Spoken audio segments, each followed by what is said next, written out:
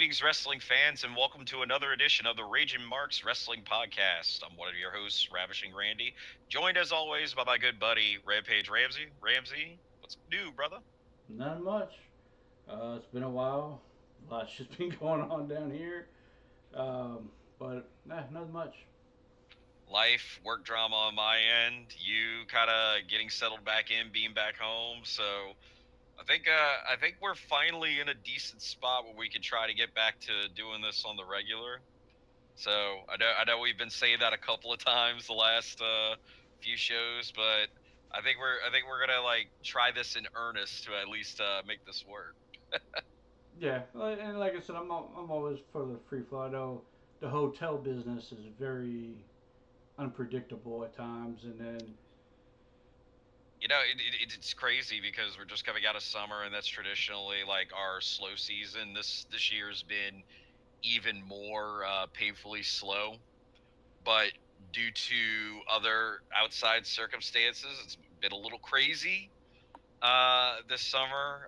So not occupancy related, but other stuff. But that's kind of settling in, and so even though now it's starting to get busier with work from a guest perspective and occupancy, things are kind of going back to status quo on our end. So this should be good, or at least like work wise should not be a conflict doing this. yeah, I wish I could feel your pain on that one.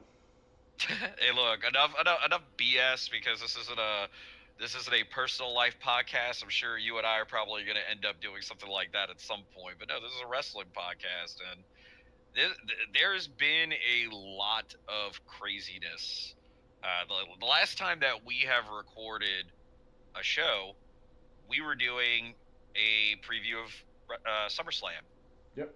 That it was only really a little over a month ago, but it feels like an eternity ago because since we've come out of SummerSlam, we had another premium live event, Clash in Paris, where a lot went down. And we have another premium live event, the very first one that is going to be on ESPN Plus app, and that's going to be coming up next weekend. So, I mean, and then you break down everything else that's happened between Raw, SmackDown, NXT, in between all of that. There's definitely a lot of material we can pick and choose from. So, I mean, Ramsey, I'm going to kind of turn the floor over to you, buddy. I know that there's something major I want to talk about, but in the great words of the American Nightmare, Cody Rhodes, what do you want to talk about? Let's talk about yours first. I think because yours is the biggest pressing. It's probably one of the big. Well, you know what? No, no, no. Let's Oh, scratch that. oh, Let's reverse it. At the okay. time during SummerSlam, the biggest news came out of SummerSlam was the return of Brock Lesnar. Yeah. Because Um, that came out of left field.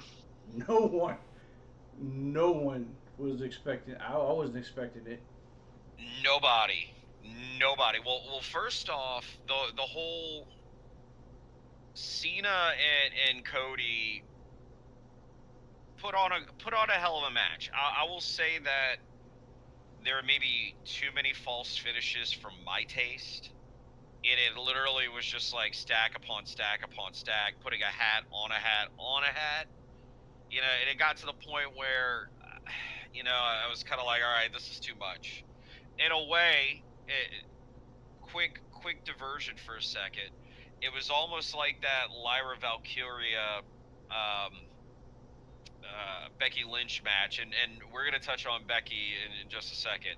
But like, I remember making the comments. I mean, because you were here watching the premium live event with me. That was like, Jesus Christ, like the shit that Becky was hitting on Lyra. I'm like, if this were anybody else, they'd be dead, dead. I get it's kayfabe, and I get that the wrestling is theater. It's for show. But it was also just like, okay, you're asking me to suspend my disbelief quite a bit to go along with this ride. Where I felt that was maybe a little overkill and too much. I still felt that a little bit with the Cena and Cody match, but it was more palpable because it was the story that they were telling as they were going was cool. Not a huge fan of the whole Cena up, I'm a babyface now, but in this match it worked. Um, but then yeah, so Cody gets the belt back. Yay. Cena's having his final moment at SummerSlam, take a bow, and then all of a sudden you hear the arrow, and then the aggressive marching drums of Brock's theme, and you're like, holy fuck, here comes the pain. Um, it's crazy that we are in a day and age where we're not using Brock Lesnar's name or hyping the return of a Brock Lesnar to move tickets. Tickets will just move, and you can have a return like a Brock Lesnar be a genuine surprise and Yeah, a holy shit moment. It's crazy. yeah, it's crazy because they're like, oh, would that be Cena's last opponent? Well, come to find out, nope, it's going to be at the WrestlePalooza debut, which they're just stacking. They're stacking and stacking and stacking for that first time ESPN debut. Um, and I'm just sitting there like, wow, like it just he's back. And after reports for months, he is banned, banned. He's on a ban list. He's like this. Well, granted, there was a lot of that when a majority of the Vince McMahon stuff like really blew open, 2 years ago. I mean, like realistically, the last time we saw Brock, it's been what, maybe about 2 years or a little less than two It was two years. years from SummerSlam. There you go. So I mean, yeah, because it was what, SummerSlam Cody, Nashville? yeah, no, No, SummerSlam Detroit. Cody. Yeah, no, you're right. Yep. So I mean, yeah, that was when a lot of that stuff blew open, and so he goes away, and there's a speculation about him being on a blacklist because he was mentioned in the Janelle Grant case. Um, Now, how much he's actually involved with it or not, that's for the legal experts to figure out. But I mean, I have a sneaking suspicion that if WWE is going to allow him to go out there and perform and be on their TV, that he's not as culpable as the initial claims were. I don't know. What are your thoughts on seeing Brock back in WWE? Look, uh, the he's not. He's mentioned in the lawsuit. He is not a. He is not. From what I know, he is not a defendant on the lawsuit. Right. So you have to. He is innocent till proven guilty. Unless they bring him onto that lawsuit and to like accuses him. Then yeah, then you go from the fact that yeah they should never touch him. But technically, as in the court of law, there's nothing. He's just mentioned in the lawsuit.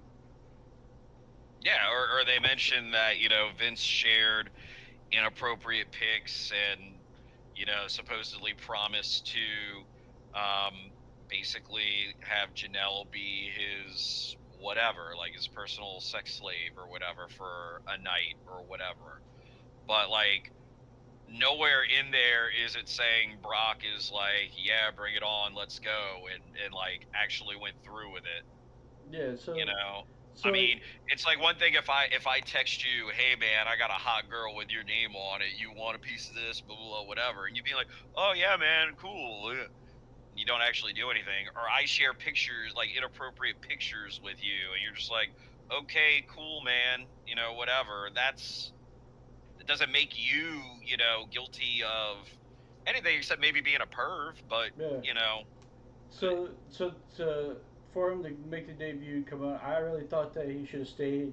He should have like the Royal Rumble plans where he was supposed to be been back. They should have this been has been long press and long. It's a long time coming.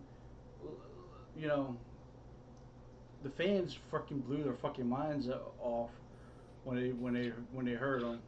Because The I mean, guy, it was a genuine surprise. I mean, how do you go from the finish of that match and you're like, okay, Cody's got his win back. We've had the makeup for Mania.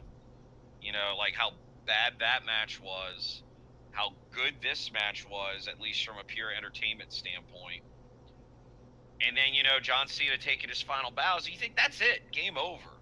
So the fact that, yeah, you throw this curveball in, and I mean, when you think of Lesnar and Cena, what is the first thing that you think of just with those two names together? 16 suplexes. I was gonna say Suplex City. That was the birth of Suplex City, bitch. I mean, yeah, It like, was the 16 suplexes at SummerSlam. yep. And just a massive black eye on the quote unquote career of John Cena. Like, or this quote unquote stellar career of John Cena. You know, Super Cena, so to speak. And you want to talk about making Superman look absolutely pedestrian? You got to see that in that match. And I guess you even bringing that up, the fact that that Suplex City match happened at SummerSlam. I guess it was apropos that Brock Lesnar makes his return at SummerSlam to fuck up Cena again. Yeah, like I said, I thought it was interesting. It's an interesting dynamic. It brings questions, but also brings curiosity. Like, okay, what's going to happen? Is Cena going to go over, or is Cena going to put over It, Brock and have another holy it, shit it, moment? is Cena gonna get Brock 16 attitude adjustments? I mean, Nah. The I thing the thing is the aura of Brock Lesnar is this. No matter what he does, that's the baddest man in WWE. I that's I mean, mean he's that's legit the baddest man on the freaking planet. Like, take WWE out of the equation. look what his daughter can throw a fucking shot put. That That's the fruit shit of his loins, that okay? Like, shit's shit, that came from him, that shit's ridiculous. dude. It's crazy though, because if my math is correct, we only have 7 more appearances from John between now and the end of the year. We already know that his last match, if I'm not mistaken, is going to be in December. D. Yeah, well, no, it's going to be in. Is it Washington D.C.? I don't. It's not. It's not Boston. I know that. I want to say that his last advertise, or what has at least been advertised, has been, I think, D.C. Um, and that we know he's no longer appearing on SmackDown, which means he's probably going to be wrapping up on Raw and the premium live events. But I'm just curious because we know that, and we're going to talk about WrestlePalooza because that's going to be the next big premium live event next week, and give our thoughts at least on how the card's shaping up at the moment. But post WrestlePalooza, we already know that he's not going to be wrestling AJ Styles. Um, Baron Corbin or Bishop Dyer's not with the company anymore, so that's not happening. It's been cool to see Cena pepper in a lot of these like moves that are homages to a lot of his big rivals. But who do you see as the next potential opponents? Because I don't think a lot of people necessarily had Logan Paul on their bingo card, but they put on a hell of a match at Clash in Paris, so that was a really nice treat, so to speak. I don't think anybody saw him and Sami Zayn having a banger on SmackDown this past week. They had that. I mean, who do you think are going to be a few of the names that we see in these last 7 appearances? I mean, we know Brock's got one, so I guess 6 appearances after that. Who you got?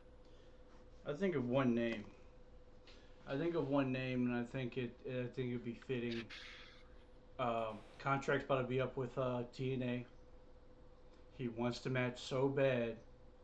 Why not have it as Cena's last match to put over Cena to put over Joe Joe Hendry, Hendry.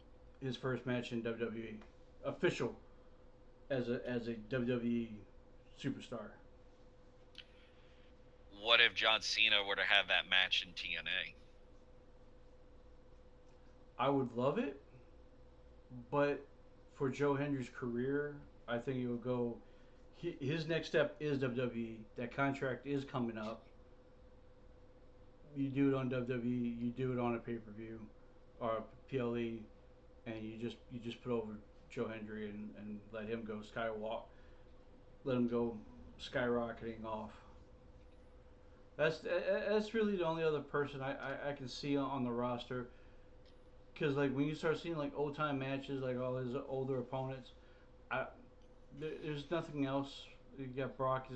Everyone's pretty much scratched off the list. Yeah, Triple H can't wrestle. That's out.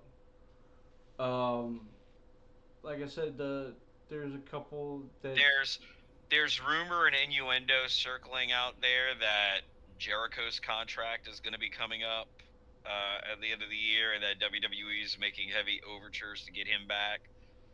That was a pretty big rivalry at the beginning of John Cena's ascent. Like the first few title reigns. If I'm not mistaken, it was John Cena that got Jericho booted out of WWE the first go around. let me tell you. As much as I'm glad Cena's retiring, I don't want to see Jericho again. Let's just pause. Hey, if you want to come back in January and you want to start off your retirement, a year long retirement like John Cena did, I'm all for that. But no, I don't want to see it. There was this speculation that was thrown out there, or at least like fan speculation, that Cena has his last quote unquote date in December, but that once it's all said and done, The Rock would come out and be like, you're finished when I say you're finished, and that potentially leads to the the third match in the thrice in a lifetime, so to speak, at Mania, and that's the true ending. But I mean, dude, Rock just dropped 60, 70 pounds for a new movie role that he's going to be doing. He looks like yay big Uh, compared to what he normally looks like. if that can be his last match, I'm all for it. I'm all, I'm all for it. I'm Am for I it. gonna I watch just it? No. Rock has just had a run of luck where everything that he touches in WWE turns to shit as of late. And so I don't know. It's like if he comes back and that is that, I'm okay. I'd be okay with it. But The Rock grandstanding and The Rock taking credit for for all these genius ideas that aren't his, I don't know how I necessarily feel about having him back on my screen.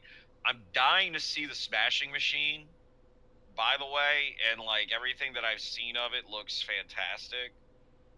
Don't know how I necessarily feel about him being in a WWE ring as The Rock versus just Dwayne Johnson, quieter partner or quieter board member on TKO. Yeah. There was a lot of bad a lot of bad taste that came around with The Rock and the WWE and the WrestleMania BS shit. If you don't mind, I'm about to change angles real quick. But Ooh. no, it's just more not. Oh, whoa, All whoa, hey right, now. there Hey we go. now. Oh, hey. So make sure we get your good side. Well, I can't sit down as long as I can anymore. Um, no, I don't think so. I don't.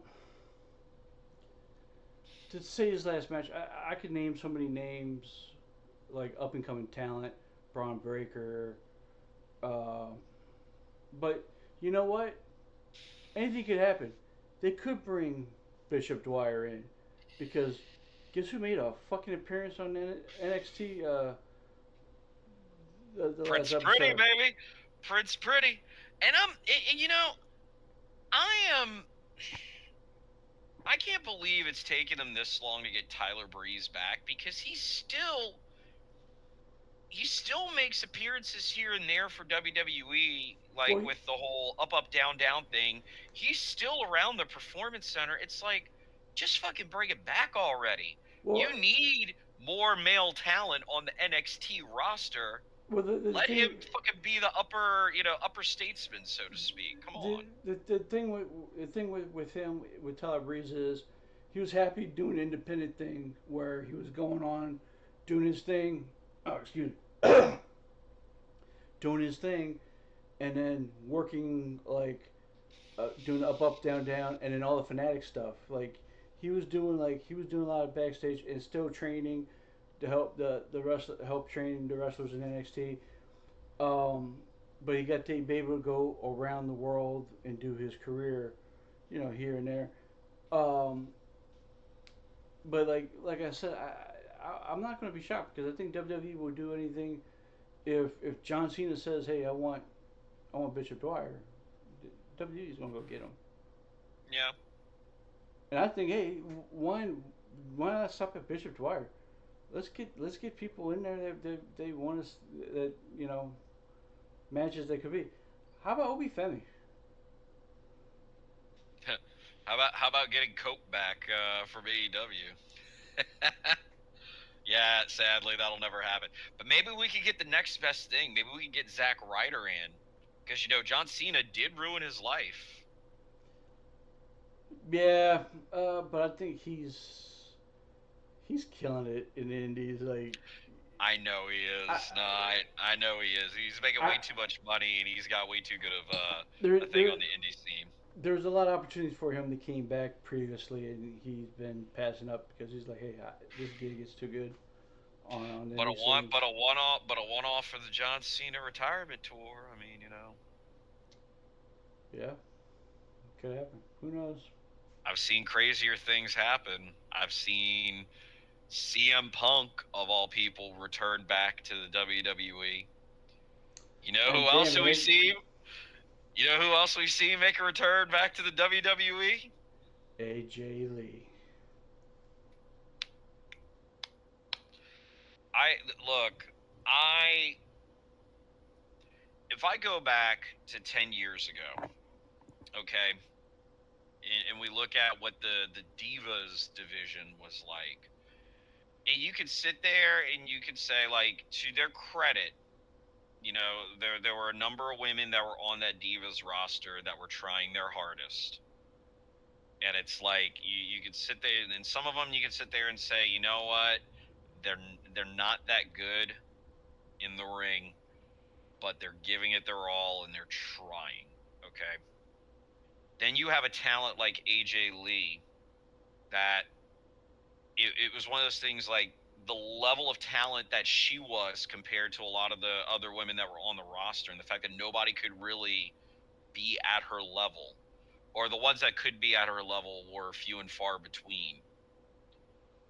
It just kind of sucks that, like, in AJ's prime, she didn't have the talent that could go with her on a consistent basis.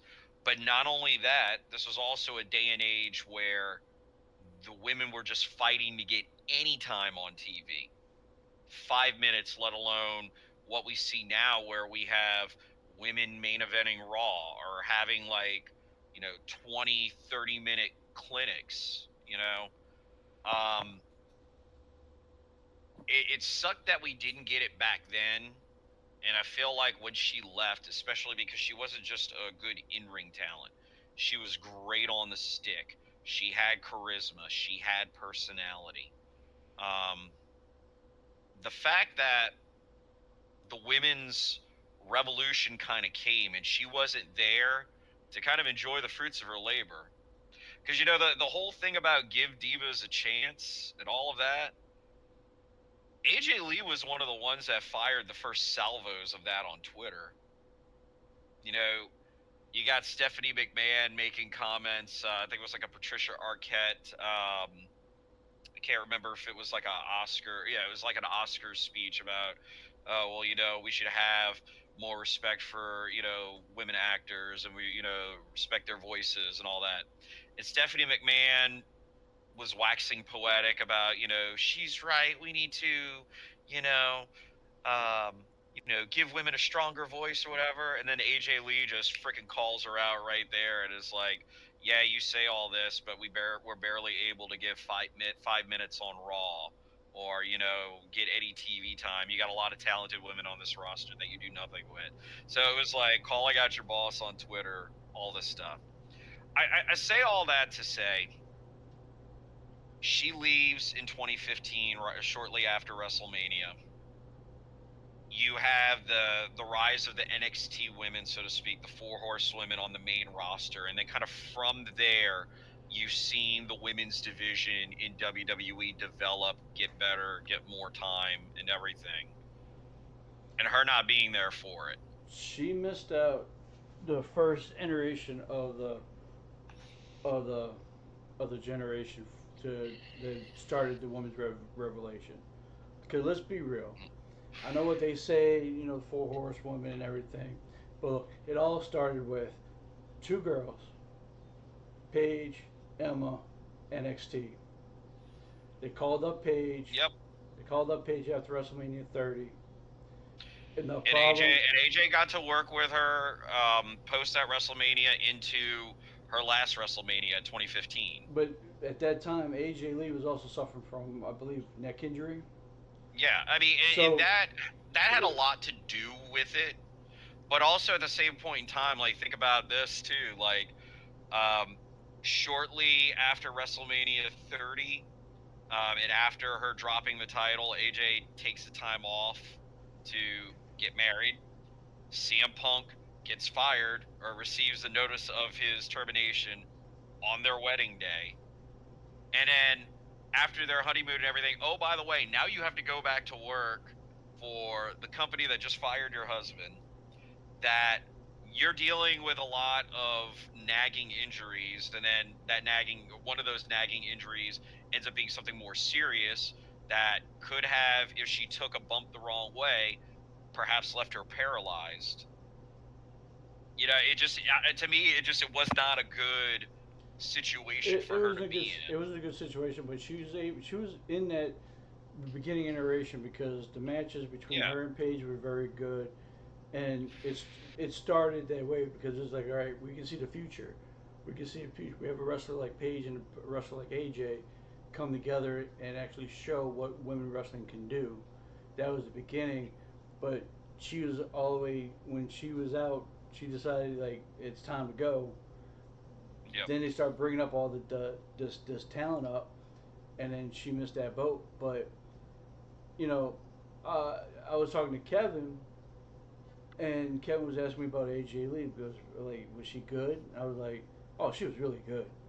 She was like, she's Yeah. good. I'm like, you put on a level, you put on a level of the wrestlers of today, and he was like, oh, I really never saw her wrestle. I was like, I said, I'll put it like this, in the Do era that yourself she a was favor. in, and I Do sent him some yourself. I mean, videos. it's like, do yourself a favor, yeah, and just do a deep dive on YouTube of like a lot of her. But the problem was, I did it to I sent him the video of AJ Lee highlights, Hmm. and I started watching them. I was watching it because I was like, I'm gonna send make sure it was good to send it to him. I was like, man, how terrible half that locker room was against her, and I told him, he goes, because he was like, I was like, she was in the era like with the Bellas, and I go, oh, well, Nikki's supposed to be one of the best ever. I'm like, Nikki's garbage compared No, to this shit.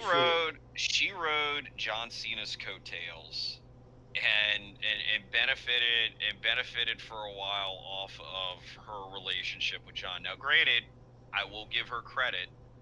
She did get better as time went on, but AJ was on a complete other level, and then again to compare like Nikki Bella to a lot of the current talent on the women's roster, it's like no, No, mid at best, that's mid that's at what that's best. what I was telling him. Like, Nikki is straight garbage compared to, like, Nikki now should not be in this mix. Like Mickey James is okay. Mickey James was on that talent. Yeah. Nikki is not. AJ is. You know, I tell him, I go, there's those wrestlers that should be in this era we didn't get to see. We didn't see Leah. We saw Lita, and Hmm. Lita in her fucking 40s and 50s still fucking hang with these girls. With Trish, I go, there's differences of, like, back then it was about how big your bust size was, Hmm.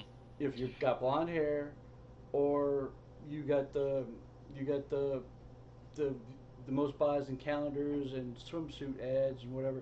I go, yeah, that's Nikki, that's divas. I said that's Wasn't it divas. was it was it wasn't about work rate. It was No, about how good you look, being a model, all that stuff. It was more about the broad panties matches, shit like that.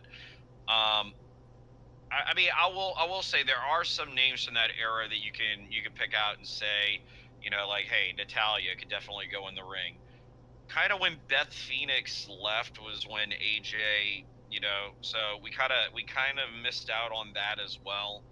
Um, and I mean, there's other talent. Mickey James was still kind of there, but it's like, again, like you take a small handful of the female talent, and it's like you can't have them wrestle every show for a year, 2 years. Then shit gets old, it gets stale. yeah, Whereas nowadays there's a bigger sandbox with which to play in, and more toys to play with in the sandbox. yeah, But look, I digress because to kind of get back to my original point that I was making when we got on the topic. When she left, I was bummed because she was one of my favorite female talents. And it's been that thing, like, over the years, Punk comes back to AEW, or he comes back to wrestling in AEW, and you sit there and you see what some of the women in AEW are doing, and you're like, AJ gonna get the itch to come back to wrestling? Because I mean, if Punk can do it, she can do it too. Don't hear a peep about it. No interest in returning to wrestling, anything like that. Punk comes back to WWE. Shit, coming up on almost what, 3 years, or yeah. yeah, like, um, you're sitting there thinking, okay, well, like, if Punk can come back, is AJ gonna be in tow? And you're like, nah. Then when the Punk and Seth stuff really kind of starts popping off, and they really start building that feud before SummerSlam, after the main event of night one of SummerSlam, even in the weeks after that, you're like, okay, they would be stupid, especially then when Becky, like, goes uber heel. I'm like, they would be stupid not to capitalize on a Seth and Becky, Punk and AJ thing. Like, there's money in this. Also, that when we get to Clash in Paris, which, by the way, Clash in Paris, very good premium live event, very entertaining. Didn't get to watch it live, but when I got home and actually got to sit there, watched like some highlights, and then actually did deep dives of some of the matches. Really good card. I don't care what anybody says as far as best crowds WWE events. Paris, France, um, San Juan, Puerto Rico, and then maybe throw in Chicago, Boston, Berlin. the Garden, things like that. Berlin, Berlin yeah, was good. Berlin was good. Yeah, like, that was Clash in Paris. Great energy and matches in the ring. Equally great crowd reactions and everything. So I mean, it was a perfect blend. But when we got to the Fatal Four Way match for um, Seth Rollins' World Heavyweight Championship, and mystery assailant comes out when Punk has the match won and delivers the low blow. I mean, look, as soon as the camera panned out before they unmasked, you could immediately tell who it was. At least I immediately knew who it was. And as soon as I saw that, I was like, I am 99.9% sure AJ's coming back. What? Let's just go back to Clash in Paris because I know before we got on air, you had kind of given some of your thoughts. Now that we're actual recording, what were some of your thoughts at least in that moment, seeing Becky deliver the low blow and then I want to rewind to a okay, couple months ago when started the formation of Seth Rollins heel faction, the Vision. Hmm. and I said Becky Lynch needs to be in this faction. You We told me no I because did I didn't say downright no. I'm saying you could weave her in at some point, maybe not for the start. I said you need her, and then that brings where CM Punk can get see AJ Lee back, and you were like, nah. When I said this a couple months ago, you doubted me. You You know what? doubted me on this one. I'm gonna say we need to rewind the tapes and we need to double check that This went on because the tapes. This was a conversation me and you were having. We didn't make okay, it. It didn't make it on air. It was a conversation we had, and I said that with you okay, bring in Becky Lynch, and then you bring in AJ Lee, and then you can have this now AJ Punk, Seth Rollins, and I brought this out. And you were like, man, that's really. uh, You said I was going a little bit too far. You said, I think you're putting words in my mouth, or you're maybe mixing this up with something else because I can tell you, no, Punk and AJ, Seth and Becky is a license to print money. yeah, but you said you don't think AJ will come back. That what you said. I didn't think she would. I didn't. That's not necessarily poo pooing that idea. I'm I just like I understand, don't but think. I Yeah. was like, she's coming back. She's gonna come back. There's too much money in it. There's too I, much money in it. dude, and look, they did throw some curveballs out there, like oh maybe it'll be Rhea Ripley instead, or maybe it'll be But no, the fact that There's we only gonna got be there's only gonna be one other person in that role. Well, there was going to be two people. There was two other people in that role. They fired one of them, and Roxanne Perez is doing her own shit with the Judgment Day oh because yeah, Roxanne Perez and Cora Jade was Punk's and AJ's children. mm-hmm, So there was the only other two that they'd be like, hey, I'll make a phone call. That's the only other two. yep. But right at bat, I'm like, nope, no, this is gonna be bigger. This is gonna be bigger because Becky Lynch is there's two women right now. Now I'm going to say three now. That's on a whole. There's just well, let's say two right now because we haven't seen anything from AJ Lee yet. But between Becky and Rhea, they're on two different podiums in wrestling, where the other women are not even women are looking up, but not even near getting to. I will give an honorable mention to Naomi because before the pregnancy, she was ascending as far as her heel work, everything like Yes. promos, dude, and in ring work. And like not saying it's an unfortunate thing like her getting pregnant, but the whole timing of it all, right as she was hitting her stride and everything, better opportunity presents itself, So I mean, you kind of take her out of the equation. You're right though, as far as like on that level, it's Becky and Nope. it's Rhea and there's Nope. No. Naomi was nowhere near Rhea or freaking Becky. I'm That's the whole saying thing. She was she was going. on the ascent. She was sent to be where where Liv Morgan is, but she's not to where the podium. Like I'm gonna say this, and I said this to everybody: the biggest superstar in WWE, men, women, anything, is fucking Rhea Ripley. because the I could reaction she I gets concur. outside, she's bigger than Cody.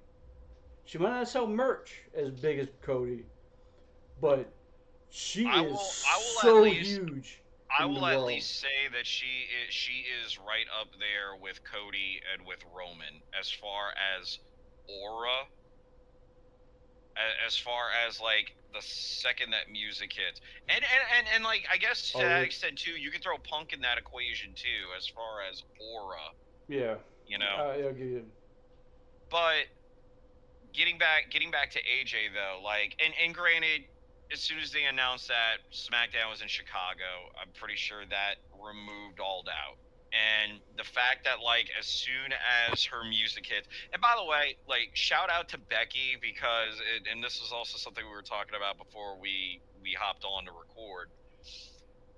The promo on Raw, fucking amazing. Like it's rare that you see CM Punk get beat in a war of words in a promo battle, and the fact that she fucking owned him on Monday, and the fact that she was able in a way to do it again on Friday on SmackDown, but that then once AJ's music hits and she comes out for that 180 from Becky being, you know, smug, see you next Tuesday, which God, she did such a good job of being a see you next Tuesday, to then AJ's music hits and see Becky, who's already pale as is, like go even paler, almost translucent.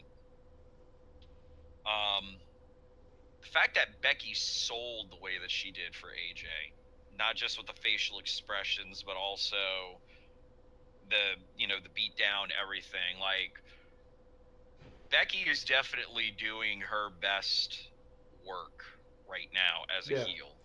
Like Like like I said, it's she her and Rhea's on two different podiums from all the women. That's why it's like to me is like it's hard like even for Lyra Valkyria to go. I think it was a bad matchup for Lyra and Becky, but like that that podium where she's now at, it's just so big, and the only thing I'm afraid of is when we see AJ and you know she's gonna have low ring rust, you know, is to see like hope she can keep up because I think it's a whole different level of intensity than than what I, I will say so. Long and short of it, we're now going to be getting this mixed tag match at WrestlePalooza. Um, which fucking glad we're getting this. But I mean, even with the ring rust, even with first off, the first thing that I said as soon as AJ came out from the back, and I mean, granted, I've seen AJ make appearances and stuff like that. Still looks good, everything. But I mean, you're not seeing her in gimmick. You're not seeing her in her wrestling getup. But like as soon as she came out from the back, after her music started, I was like, God damn. It like legitimately, it has been 10 years and she looks the fucking same. It doesn't look like she's aged a fucking day. If anything, she's even more cut. Her abs are even abbier than they were before. It's like she's rocking abs like fucking Nick Nemeth over here. Like she cut. But like no, she's at least in great physical shape, yeah, and that's a good start, but there is a difference between, you know, being in physical shape shape and and being ring in ring shape. shape. But I will also say this, that like if you could not ask for a better threesome to like have your first match back with Yeah, than Punk, Becky, and Seth, three people that are on top of their game right now, yeah, at least from an in-ring work rate perspective. yeah. Um, so I mean, it'll be a good match. I'm dying to see what's going to happen. Um, what are some of your expectations, at least as far as the match itself? Like, um, Oh, it's gonna be Punk and AJ going over. I think with that you gotta get the big. I think there's no if ands or buts about that. I think in the beginning, if the first match of the card, if I would put the first match of the card would be the Usos versus uh, Braun, and go from and let them take them out, and then We gotta we're gonna have a quick sidebar on that in a second, but yeah, I mean, like to me, I know that like Cena Brock is a big deal, but no, this match should definitely be the main event. well, Like, I think this is going to bring off like I kind of see coming in the future of this is leading to what I see in what's going to lead to is WrestlePalooza is going to set up Survivor Series. I think it's going to set up the two teams, yeah, the Vision versus. the anti-Heymans, Hmm, because who has gripes with the Heymans with Paul Heyman? Punk, Roman. Oh shit, who's back? Brock Lesnar. huh. And you got probably others. You probably others that got that can get you can find you can get up to get where Paul Heyman fucked him over, and then guess what you're gonna do? You have the Vision versus the non-Vision, and I think that can lead up to the. That's what I'm hoping for, I mean, you definitely have the groundwork there. dude. I want to see start off fucking War Games. I want Bronson Reed versus Brock Lesnar to start off War Games. Oof, oof. Oh man, dude, that Uh, dude, yeah. that's what man look. I can think, I could dream. It's probably not going to happen because having those three guys working together is probably going to be hard. But do you think Brock is going to want to go in a 40-minute match? You don't have to go 40 minutes. Well, no, I understand That's that, the one but match. That's the one match where you could get so much breathers, and you don't have to fucking work as hard. well, yes. But what I'm going to say is to start the match, you're going about 40 minutes. I don't think Brock's going to be down for that. We'll see. Brock will probably be the last person that goes in, and baby faces will be at a disadvantage. So he will be the very last one to enter, and as soon as he gets in, that's when the War Games match begins. So there you Oh go. shit! I got the team. Brock, CM Punk, Roman, Cena, and then you just need a fifth member. Let's just do it. Put Cody. Let's get the All Stars. Why not? Yeah, just make it one big. Yeah. Let's just go. Let's go big. Let's do the five versus So division. it look just kind of close out on the AJ Lee thing. I'm happy that she's back. From what we from what has been kind of circulating out there, because Triple H posted, the backstage video of her signing her contract before she went out there and made her debut. From what's circulating out there, this looks like it's going to be a multi-year deal. This isn't like a one-off or anything like that. Like, she's back. I'm going to be excited to see her have a match with Roxanne Perez. I know Cora Jade said that it would have been her dream to get AJ out of retirement and to have that first match, but she was saying if it's not going to be me, well, clearly it's not going to be me now that I'm not with the company anymore. But it'll be Roxanne. Like, cool that we're going to eventually see that match, and again with this talent, sky's the limit. So I'm dying to see. I actually like AJ having a program with Becky for the Intercontinental Championship. That'll be fun to see I, kind of going forward. the matches I want to see AJ Lee. I want to see AJ versus Liv. AJ versus Roxanne. Then we're going to get to Becky. We're going to get Becky. We're going to get a Becky trilogy. Then AJ versus Charlotte, and the one I'm mostly really want to see, AJ Bailey. That's Yeah, the that's the match up I want to see the most. AJ Bailey. I'm gonna throw out some quick hits, just because we're gonna be wrapping up here in a bit. But I'm gonna throw out some quick hits. This whole change in character that we're starting to see from Jay Uso. You know, fact that I mean, pretty sure it was Jimmy that brought it up, man. It's like, dude, you're starting to sound more and more like the Tribal Chief. You're starting to sound more and more like Roman Reigns. And Jay kind of buying into that a bit more. You know, a couple of weeks ago, it was kind of like a nonchalant thing, him hitting a super kick on CM Punk to go off on Raw. But it's like, hey, man, Fatal Four Way, or we're building to the Fatal Four Way at Clash in Paris. Every man for himself.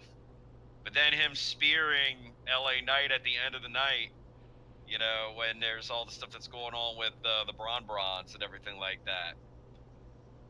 Did you call a Jey Uso heel turn going back to WrestleMania, or at least like him maybe divulging into a fake tribal chief, Not a fake a tribal tribe, chief, a, but tri- a, tri- a tribal queef, if you will? I think back then I saw the path for him to be the tribal chief, and I think this is a story that still has been writing since since years ago. He was the number one. He was supposed to be the next tribal chief. We now know Roman is. Look, we know Roman's. He's 1 foot in, 1 foot out of the door. Yeah. With everything. But I think it's just like, yeah, I think it's just full circle. It's coming where he is next. He is going to be the tribal chief. You know, and yeah, I don't think see as much as a heel turn. I just think he's just taking the turn of Getting a taking that little take edge. that role, taking the role, getting the cojones. They think he's gonna be more gray. Yeah, I don't think you could. There's a there's a moment there's a certain time moment that you can keep doing the yeet, and it's coming to like, all right, it's at this bypass. We can keep going. We can keep pushing this out, and pushing out, pushing out. But fuck, we need the tribal chief, I will and he's say coming. if I will say this: if there was one thing that we learned from Unreal, it was that Jay needed to stop gassing himself on his entrance and all that stuff, and like even just gassing himself over the course of a match.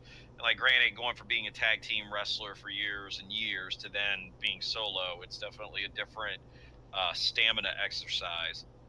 But I would say if there's anything that he definitely needs to work on going forward, especially if he's going to be more heelish. Didn't say full heel, but just more heelish. He definitely needs to work on his promos because um, watching Jimmy get up there and talk in the same ring as Jay, it's like, dude, if Jay is the better in-ring performer to Jimmy, Jimmy's a better Mike. yeah, and it's like you need to balance it out there. Um, let's talk about the other AJ. Let's talk about what's going on with AJ Styles and the fact that we here in the States didn't get to see it until after the fact because it happened during a commercial break. But apparently, anywhere else across the world, you were able to watch it in real time on Netflix. AJ during a commercial break, shooting brother, going into business for himself, talking shit about the man, and about a man's keeping him down, getting rid of his friends, putting Meat Chin on SmackDown. Shit. They just don't want to see AJ win anymore. What are some of your thoughts on this? First off, I think that's a great uh, work work promo because they made it to where it went viral in America through social media. Hey, Is look, the fact that they're doing more shit like this, and kind of like the whole Cody and KO, like the attack outside the bus. yeah, The fact that they're letting social media and create the buzz, just dropping little seedlets. I give WWE kudos because that takes vision, and that's definitely something you wouldn't have seen Vince do 5 years ago. no. Um, I was about to say the, they made sure that it went viral on social media, and it went fucking caught on fire, and it was everywhere. Um, to me, when he was talking about the man, I only could think about one person, and that was Adam Pierce, because of the fact that a he was everywhere. Michigan got sent to SmackDown. Well, the only person who could trade for him was could trade her away was Adam Pierce, you know, and And Gallows and Anderson, they were on, weren't they on NXT before they got released? they were I going mean, down NXT. They were working in NXT, helping out. They were working, but they were with.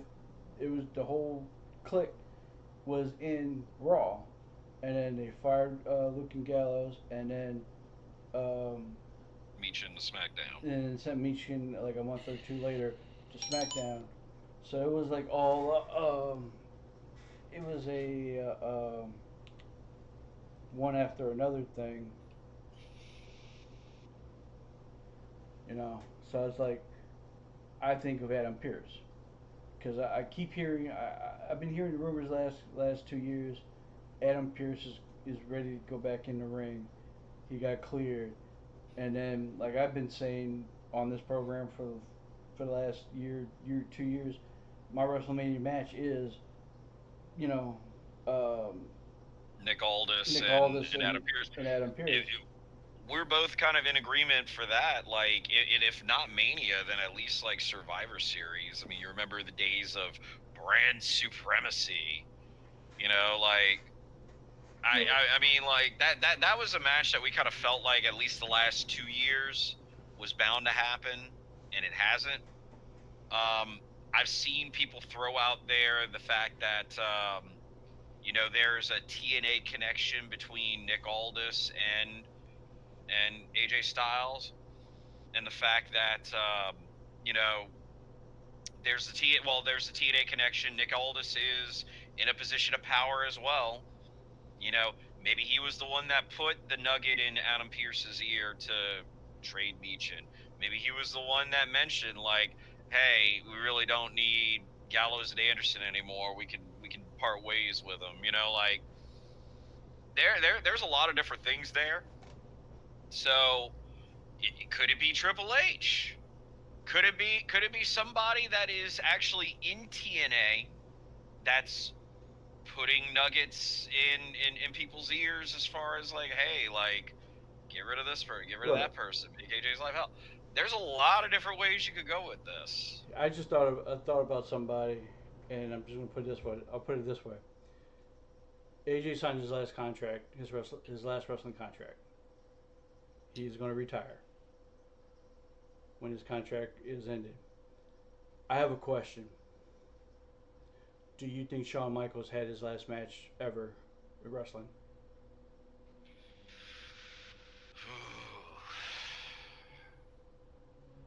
I'm just going to throw he that out there. he retired.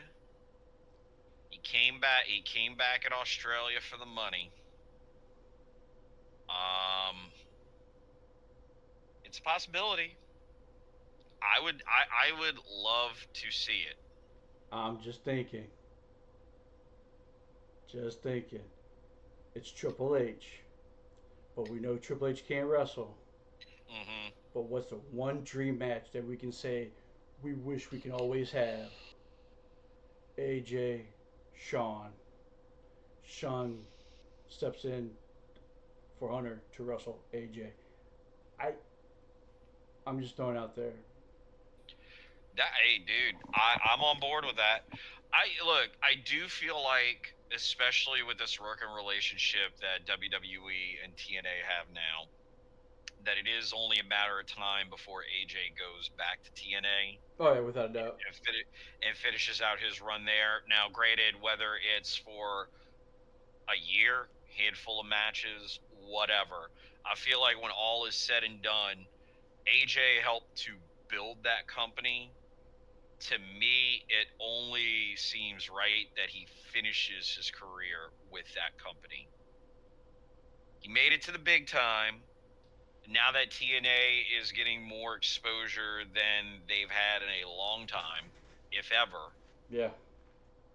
like it's very fitting that if John Cena's having a farewell tour, this year, in a company that he propped on his back for years, it seems right that AJ finishes his career in TNA. I agree. Um, and granted, if this is a storyline that is helping to facilitate that move eventually, cool. I'm just kind of curious to see what all of this builds and leads to, because you can tell they're doing something.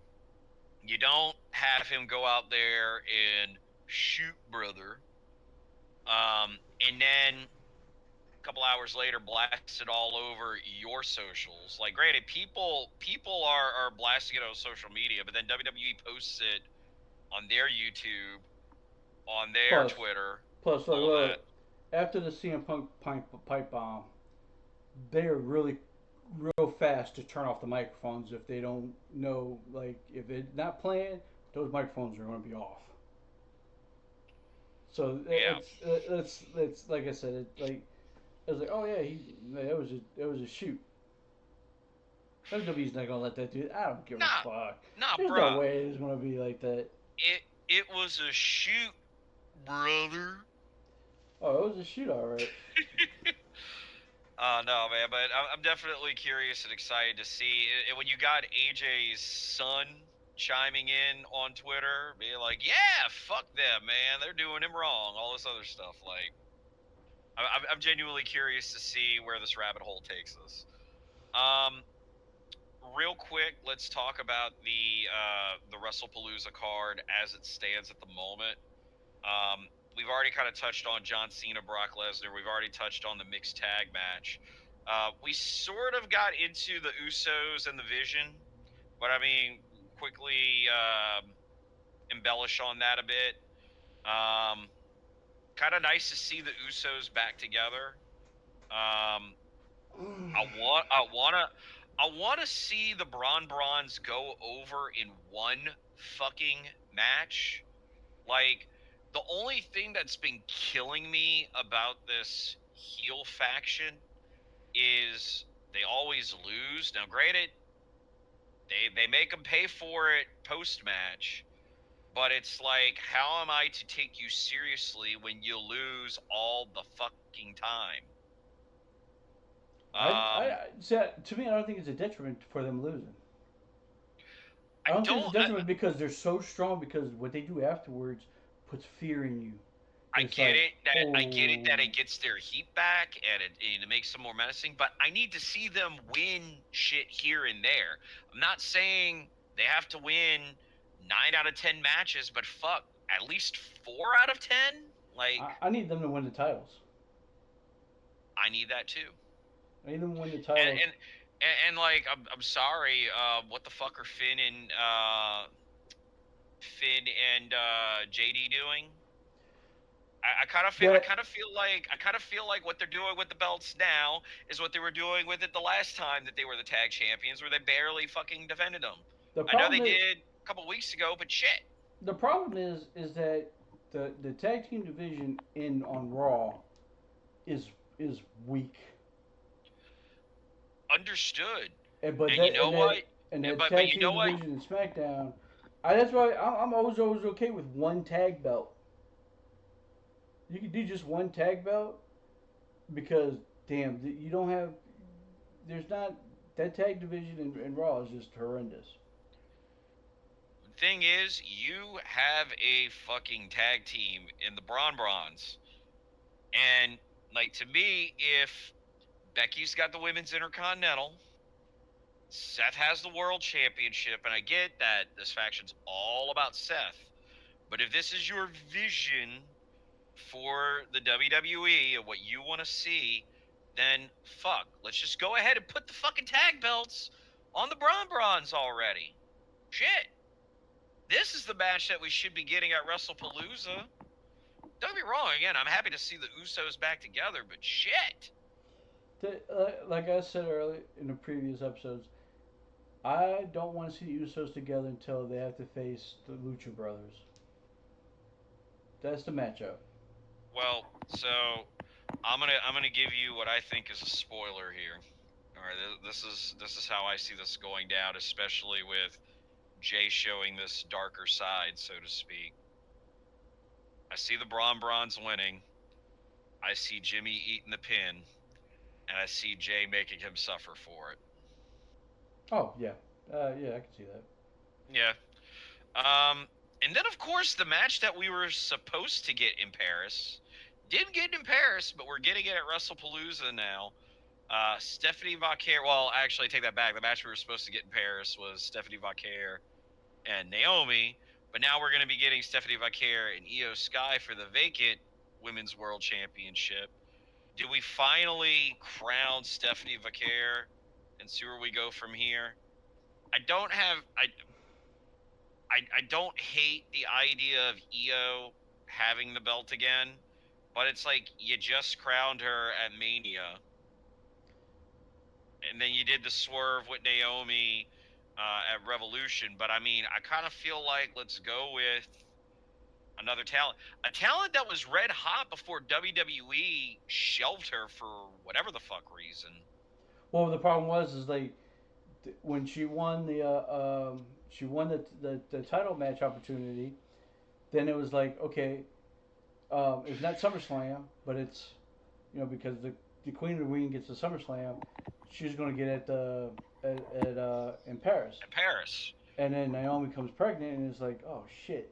So they instead of like injecting someone into that match for the title, they they just wait, and it's like what are you doing? Like she's like she let the steam off, and Io is getting the steam. I could see where they put the title back on Io, which I think there's not a right or wrong thing. I think Stephanie should have the title, Agreed. um, and then let her and go from there. Um, but the problem is right now too is they're down a heel. They're down a heel. Fucking they turn the person I can't say her name right heel. Asuka. There you go. And then, but like you're still looking for that one more heel for Raw. So like you have a very high loaded babyface Raw. The one big heel you have is the IC title. She's going to be in the program with AJ Lee for a while. So it's like, who do you choose? You can have the EO slash Rhea tragedy keep going. So it's like I don't know. I'll be happy with either or. I think it's going to be a great match because both of them were fucking outstanding in the ring. Yeah, no, I mean you really can't go wrong either way. But I also kind of feel like let's. You didn't call up Stephanie Doc here early for not putting the title on her. Right, well, yeah. Well, it was like you put the title on her in NXT, and then shortly after that, you freaking call her up, and it's like, well, fuck. Like, we know how talented she is. We also know how talented Io is, but Io has been in the title picture for a while. I And feel like maybe there's an interesting story there between Io and Asuka and them feuding for a bit. yeah, So let's do that. Let Stephanie have the belt, and then yeah, go from there. Shit. we got some banger matches with Stephanie and Rhea, Stephanie and I can't wait for fucking Liv Morgan to come back because I think it's going to be to make that division a little bit more lively and more spicy. Injuries and pregnancies has hurt the Raw women's brand Yeah, drastically, but I think it's sprinkle AJ Lee, sprinkle a returning Liv Morgan hopefully soon, and we're gonna have be a back off great to the races again. back to the races. Um, yeah, I'll go ahead. We'll close on this because I didn't get to finish watching all of NXT. I caught bits and pieces of it, but I know the big standout thing aside from Prince Pretty coming back. I know we have Homecoming next weekend or next Tuesday. Um, the fact that we're going to be getting a six-woman tag match between JC Jane's faction and basically the three standard bearers we were just talking about, Stephanie Vaquer, the fact that it's going to be Vaquer, um, Rhea, Tiffany Stratton, and Rhea. What are your thoughts just on that? Like, we're about to see if the girls at NXT can swim with the big girls because that's gonna be a whole talent pool. That's a talent pool gonna be like, oh shit, can JC Jane, can you really play with the big girls? We'll go out and see. Are you a little girl or are you a woman? Or can yep. you hang out with the women? We're about to see. Oh man, yeah. No, I'm looking forward to it. I just figured I'd have to ask your take on it, being that NXT's your show. So And it's something I hardly get to watch, especially now because football season kicked in and it's like Tuesdays like a car wash for me. hmm, It's like constant looking at stats, looking at this, looking at that. By the time uh, I know not yesterday, but the last Tuesday, all the college shit came in, the polls were coming in, and I'm just like, oh shit, okay. It's like head was spinning, and then this week, all the NFL and the the weekend of games that's just, whew. dude, all I can say is like I was having a hard enough time as is keeping up with wrestling over the last couple of months, but now that we're in football season, oh man, it's I tell you what, it's not a bad problem to have. I mean, look, as wrestling fans, we've already been spoiled. Everything that's going on with AEW. I mean, to me, they're on the up and up, and I think we'll eventually talk about that. Everything that's been going on with WWE, it's definitely a complete 180. Or I feel like my temperament has 180'd from where I was post Mania. I feel like post SummerSlam, I was like, this is what we should have felt after Mania, or at least like feeling good about the direction of where the company's heading. Okay. Um, I mean, embarrassment of riches in wrestling at the moment, but now we throw in that football's back. And it's like, dude, there's only so many hours in the day, brother. There's only so many hours. Oh yeah, there's between wrestling, like I've died down watching it. I found out watching the highlights on YouTube is a lot much better than watching the programmings. I will say this. I do love, at least with Netflix, if I'm not able to watch it live, I can watch it after the fact and they just take the commercials out. So I mean, I can legit, if there's something that I don't actually want to sit and watch, I can fast forward through it. Even before that, like my method of watching wrestling was kind of geared by what you see on YouTube, like the little highlight reels that they put out there. And it's like, if this looks like a banger, they're only giving me a couple minutes of it. It's like if I want to watch the full thing, I have to actually invest and watch it. Well, That's the beauty of DVR is like I could just go in, like click. All right, now I'm gonna actually sit there and watch this whole the match. majority of the good matches that happen, they show them. They show the full segment. They show the full segment and full matches on If majority of the something, matches on the big if matches. something, if something goes like 10 minutes, they might show a good chunk of it. They don't always show the finish. Like they No, do sure. for they do for most of them. There's a number of them that they don't though. You know how I know? Because there's times where I see it, I'm like, well, fuck, what happened? And I have to actually go and watch it on the DVR, or not in the case of Raw. I actually have to go and watch it. You know, they'll usually show the match, and then they'll cut the finish, and they might show the aftermath of the match on the YouTube clip. So it's like, okay, I see that this person won, but how did they win? And oh well, shit. Well, that explains why they're getting beat up because they won the match. But how did they win the match? You know what I mean? Like, Yeah. Yeah.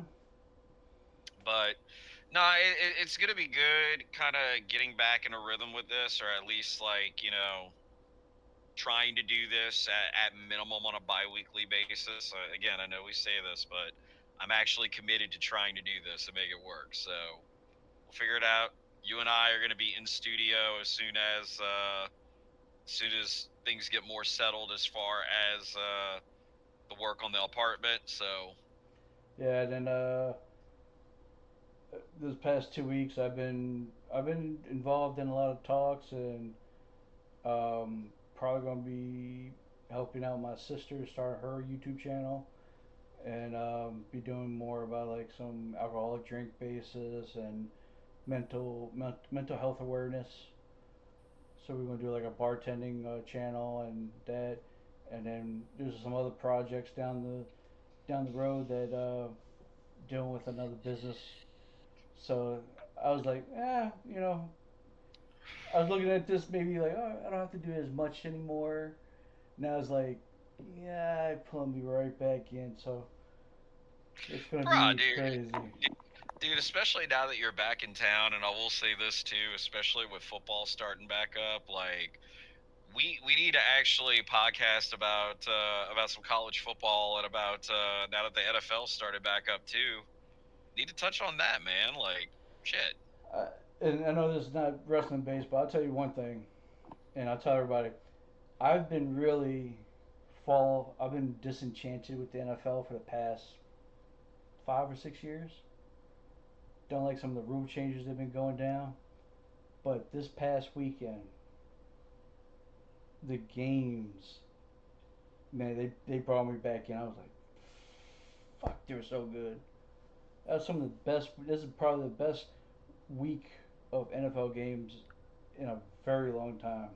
Dude, I tell you what, TNK and I, we actually went to the Saints game on Sunday, God bless his and souls.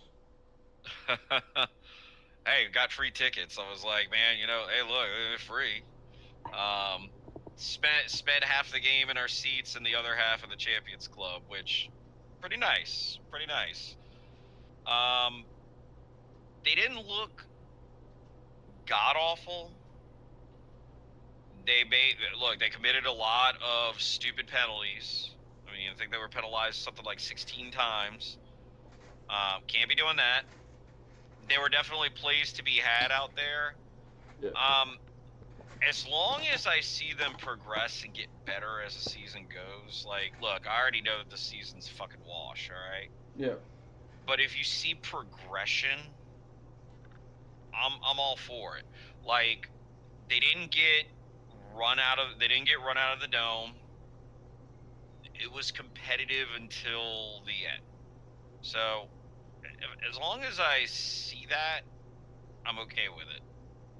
I think we saw two different games. They had a chance to tie it towards the end of the game. I know they had like a blocked field goal and there was other shit, Uh, but like they had a chance to at least tie it and force overtime at the end of the game. yeah, I think, but that's all because the Cardinals also don't know how to fucking run an offense or a defense. Well, They got lucky. yeah, They got lucky in certain things, but I'll tell you not one that thing. not that I think the Cardinals are a good team, but I mean, granted, for a No, week one game, a week one opponent, especially under a new coaching administration, like you know, I mean, look, it could have been a lot worse. Definitely could have been a lot better. I'll, But I'll, I'll say look, this. I'll give you this one credit. If they would have in the off season would have traded for Kirk Cousins from Atlanta, they would have won that game. your detriment is going to be on the quarterback. Yeah. No, if you don't, I mean, look, if you don't have a quarterback, you're not going to really do much. But all of this is going to be topic for another day. Definitely talking, like I said, maybe a little side project here and there. We'll see. But Hey, if I could talk college football and it's not like 2 o'clock in the morning because I'm talking on the West Coast, I'm all for it. hey, well, I, look, I, well, I hate a 2 o'clock time zone. I'm 2 o'clock in the morning talking to people in Washington about football, and I'm like, I it's look, y'all. I love Eastern Washington, but god damn, I talk about the SEC, and it's like, what you guys know about the SEC at all? yeah, they have no fucking clue. They Nah. have no fucking clue. But no, man. As always, it's a pleasure doing the show with you. Thank you for doing this with me, and thank you to our viewing audience for watching the Ragin Marks Wrestling podcast. Thank you for joining us each time. Be sure to like, share, and subscribe. And for Rampage Ramsey, this is Ravishing Randy signing out. See you guys.